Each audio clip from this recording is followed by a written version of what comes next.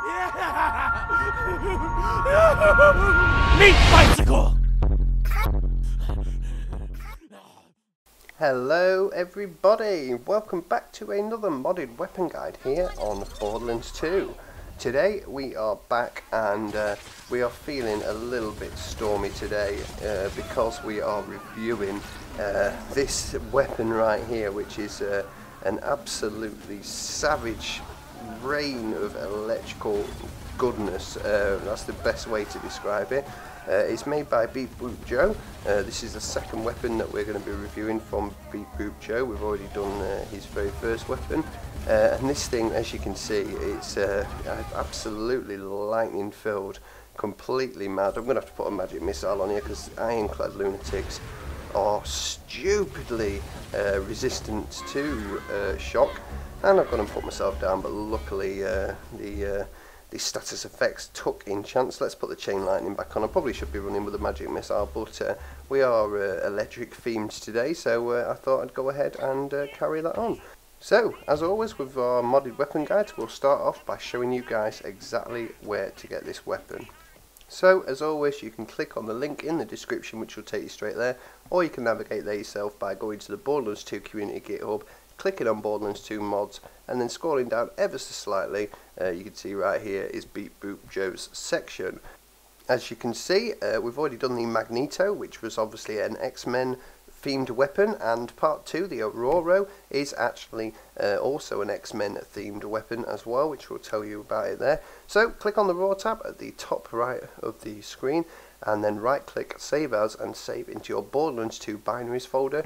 Remember what you've saved it as. Grab yourself a Commerce SMG, because that's what will be changed into the Ororo, and then execute the mod using the console command, and that will change your Commerce into the Ororo, which you can see right here.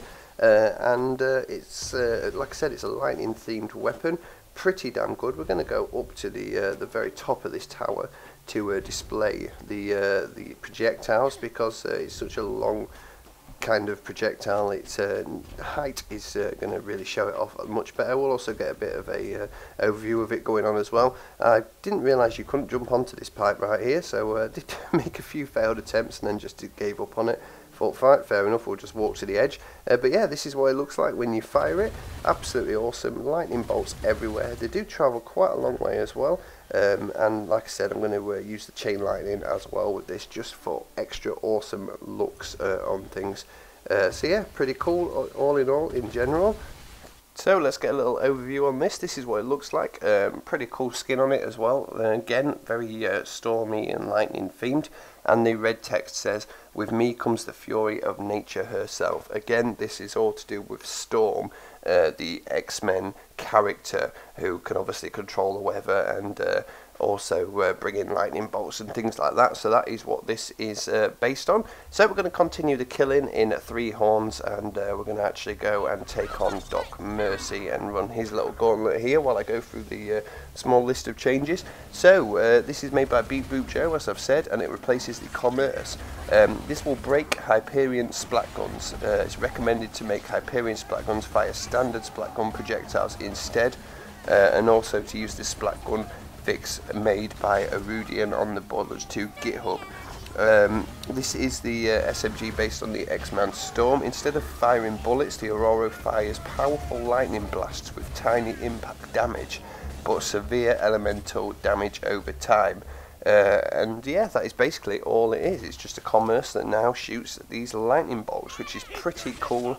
Really. I don't know why I jumped down here. I wasn't expecting Doc Mercy to pop out. I obviously haven't done the mission yet on this character, so I'm frantically trying to get away, but luckily he's not doing too much damage on me. We will try and kill him, but obviously I don't think I make it the first time. I think I actually die, but we do go back and take him down eventually anyway. So I'm going to obviously need the help of my death trap here, and probably should be using some kind of slag, so I think I pull the grog nozzle out as well. But Doc Mercy is a very tough character. You can see I easily got through the gauntlet as well, using death trap as a distraction. Slagging a few enemies up here and there is a good idea. obviously, but this thing, the best thing about it is it will strip any shield of any boss, any character pretty damn quickly. As for damage, obviously with it being shock, it's situational. Some enemies are very heavily resistant to shock, so it might not do you too well there, but that's when you pull out your magic missile or carry a grog nozzle, and that will nicely do the job for you. But yeah, if you want some quick shield stripping skills, then for sure you want to go ahead and pick this up and try it out. So I'm going to fast forward it right here back to the Doc Mercy fight. I'm going to strip his shield away from quite a distance, hopefully, as you can see. We'll get it off right now and be a bit more cautious by this time, bring Death Trap out a bit earlier on. But yeah, slag is definitely key here, and here we go. So let's get the grog nozzle out, let it do its thing, and then it's just time to bring him down. This is so fast firing as well, you can get a lot of shots down, so even if it's not the most powerful gun, it certainly does do the job. But the best thing about it is the actual severe elemental damage over time, as is stated on the weapons page. Severe is a word that well, it says everything about it. It actually really does affect the enemies pretty well. So if you can get the shock damage over time to happen on an enemy, it does eat away at them very nicely. You can see right at the beginning of this when I had to pull a magic missile out for that ironclad lunatic, which is very heavily shock resistant. When I was shooting him, once he'd been slagged up, he put me down, and then the Doc just obviously brought him his health down and let me back up pretty nicely. Obviously Death Trap did help out with that pretty well as well.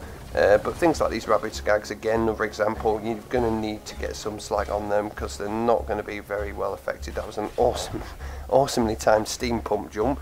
But yeah, so best to use something like the antagonist shield as well, which will slag enemies for you, which will save you having to pull out the grog nozzle every time.